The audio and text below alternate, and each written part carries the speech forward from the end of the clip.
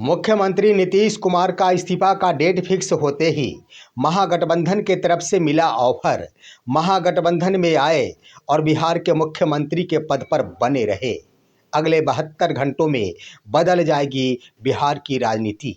दोस्तों नमस्कार, मैं हूं आपका दोस्त एस के चौधरी। अगला 72 घंटा बिहार की राजनीति के लिए काफ़ी अहम होने वाला है।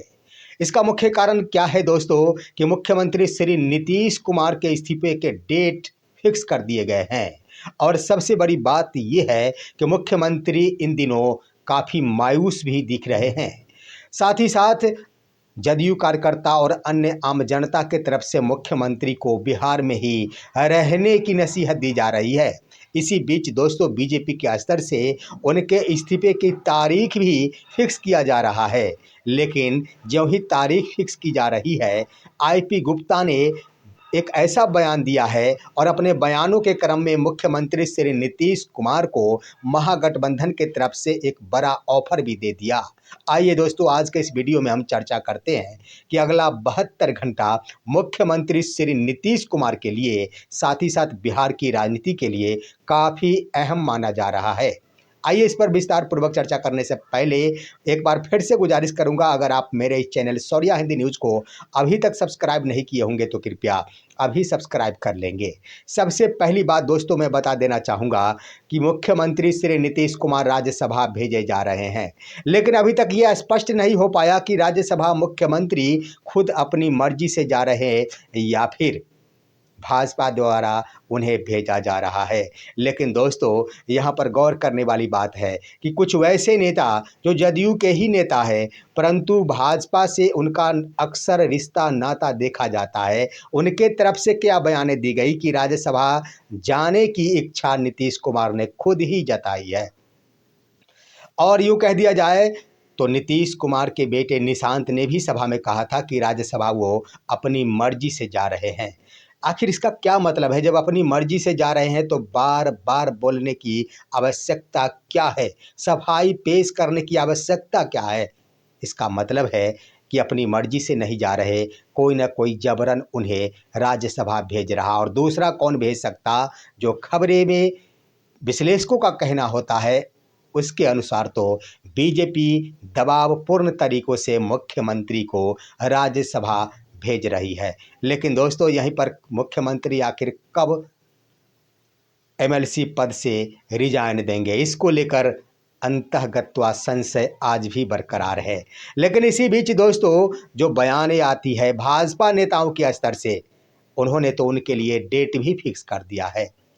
और डेट के क्रम में 30 मार्च 2026 तिथि निर्धारित कर दी गई है कि मुख्यमंत्री इसी तिथि को इस्तीफा दे देंगे एमएलसी पद से। और कानूनी पेज का हवाला देते हुए ये तिथि भी घोषित किए गए हैं। अब आइए दोस्तों आखिर मामला क्या? तो दरअसल भारतीय संविधान के अनुसार यह प्रावधान किया गया है कि कोई ही व्यक्ति 2 पद पर एक साथ 14 दिनों से अधिक तक नहीं रह सकते। और 16 मार्च को जब मुख्यमंत्री राज्यसभा के लिए चुन लिए गए तो 14 दिन आखिर अंतिम तारीख 30 मार्च हो जाता। तो इसी के आधार पर बीजेपी नेताओं के स्तर से कहा जा रहा है कि 30 मार्च को मुख्यमंत्री इस्तीफा देंगे।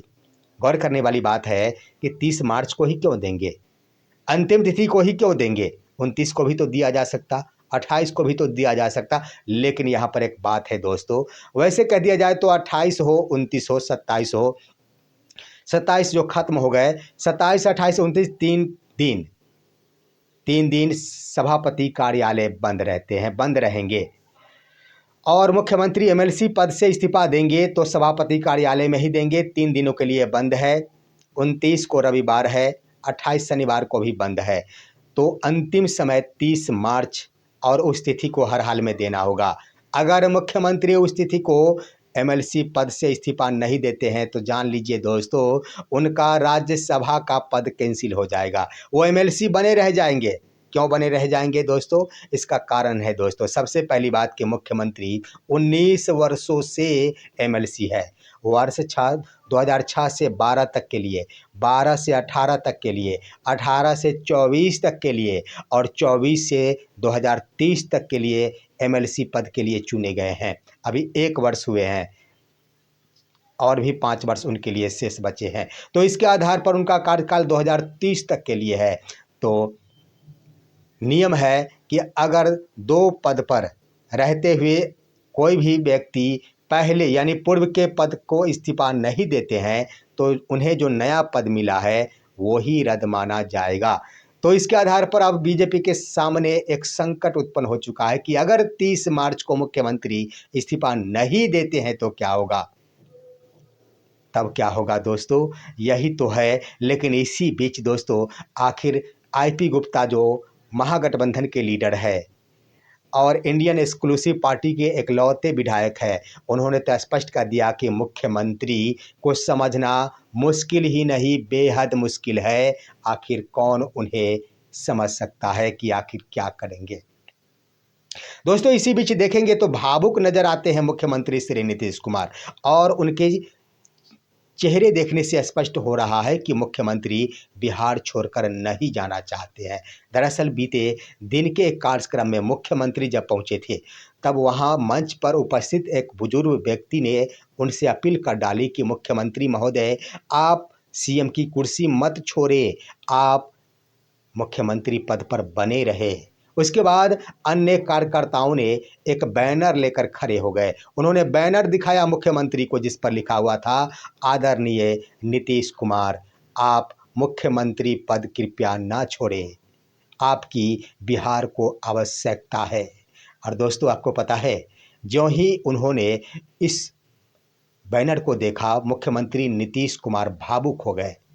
आप उन तस्वीर को देख सकते हैं, मुख्यमंत्री काफ़ी भावुक थे और इतना ही नहीं, भावुक के बाद उन्होंने उस पोस्टर को भी एक पदाधिकारी को भेजकर अपने पास बुलवाई और उसे देखा। इसका अर्थ क्या होता है? इसका अर्थ है दोस्तों कि मुख्यमंत्री नहीं जाना चाह रहे हैं बिहार छोड़कर, लेकिन कोई ना कोई कारण या मजबूरी है जिसके कारण उन्हें राज्यसभा भेजा जा रहा है, जिसको लेकर अब दोस्तों आईपी गुप्ता ने स्पष्ट बयान दिया है। जमुई के सर्किट हाउस में उन्होंने सबसे पहले अपने कार्यकर्ताओं से बातचीत की और कार्यकर्ताओं के बीच बैठक के बाद उन्होंने मीडिया के सामने स्पष्ट बयान देते हुए कह दिया है कि मुख्यमंत्री श्री नीतीश कुमार महागठबंधन में आ जाए और वो महागठबंधन में रहे और साथ ही साथ बिहार के मुख्यमंत्री की कुर्सी पर बने रहे, कोई उन्हें हटा नहीं सकता है। बड़ा बयान दे दिया दोस्तों ऐसे वक्त में जिस वक्त में सिर्फ अंतिम तारीख बची है, अंतिम तारीख 30 मार्च जिस स्थिति को नीतीश कुमार को इस्तीफा देना है। ये भी बात सत्य है कि अगर नीतीश कुमार को जबरन हटाया जा रहा होगा तो नीतीश कुमार महागठबंधन की तरफ रुख करेंगे, इसमें भी कोई दो राय नहीं है। जा सकते हैं अगर जबरन उन्हें राज्यसभा भेजा जाता होगा। अगर अंदर से उनकी दिली इच्छा होगी तो स्वाभाविक है महागठबंधन की तरफ नहीं आएंगे। लेकिन दोस्तों आईपी गुप्ता वहीं पर चुप नहीं रहे हैं, उन्होंने बीजेपी पर भी बड़ा आरोप लगाया है। उन्होंने कहा कि बीजेपी एक वैसा नैरेटिव सेट करती है जिसके आधार पर वो माहौल बनाना शुरू करती है। उनका कहना हुआ है कि एक नैरेटिव के तहत नैरेटिव सेट करके माहौल बनाया जाता है और वही कारण है कि एक माहौल बनाकर नीतीश कुमार को राज्यसभा भेजा जा रहा है। और इतना ही नहीं कहा कि बीजेपी आखिर हाशिए पर लाकर छोड़ देगी नीतीश कुमार को। अभी तो नीतीश कुमार को राज्यसभा भेजा जा रहा, लेकिन इसके बाद निशाना निशांत कुमार को बनाया जाएगा बीजेपी के स्तर से। ये पहचान है बीजेपी की। दोस्तों आखिर बीजेपी के ऊपर सवाल उठाते हुए भी नीतीश कुमार को बड़ा ऑफर प्रदान किया है महागठबंधन के इस नेता ने, तो स्पष्ट है कि नीतीश कुमार कुछ सोचने पर मजबूर जरूर होंगे। लेकिन अहम बात दोस्तों अगला 72 घंटा यानी 30 मार्च 2026 तक के लिए, 27 मार्च तो समाप्त हो गए, 28, 29 2 दिन 48 घंटा और 48 घंटा के बाद जो 72वां घंटा प्रारंभ होगा उसमें दोस्तों आखिर क्या कुछ होगा यह तो बिहार की राजनीति ही स्पष्ट कर सकेगी। लेकिन दोस्तों सवाल खड़ा हो गया है कि हलचल भी काफ़ी जदयू में देखा जा रहा है। निशांत कुमार भी काफ़ी एक्टिव हो गए हैं। सबसे बड़ी बात ये रही कि 27 मार्च को नीतीश कुमार और निशांत कुमार एक बंद कमरे में बातचीत करते नजर आए हैं। अब इसको लेकर भी ये खबरें निकलनी शुरू हो गई कि ऐसी बात तो नहीं कि नीतीश कुमार जाते जाते निशांत कुमार को ही मुख्यमंत्री की कुर्सी पर बिठा देंगे।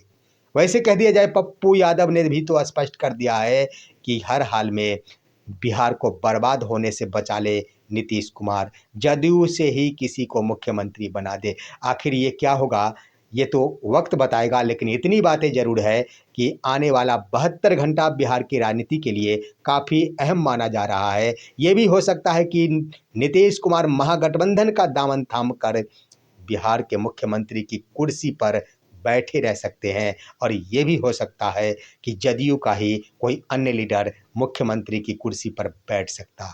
देखना है इस पर आप क्या कहेंगे दोस्तों, अपनी राय कमेंट के माध्यम से दीजिए। हमारे वीडियो को लाइक और शेयर कीजिए और अब दीजिए अपने दोस्त को इजाज़त। तब तक के लिए नमस्कार।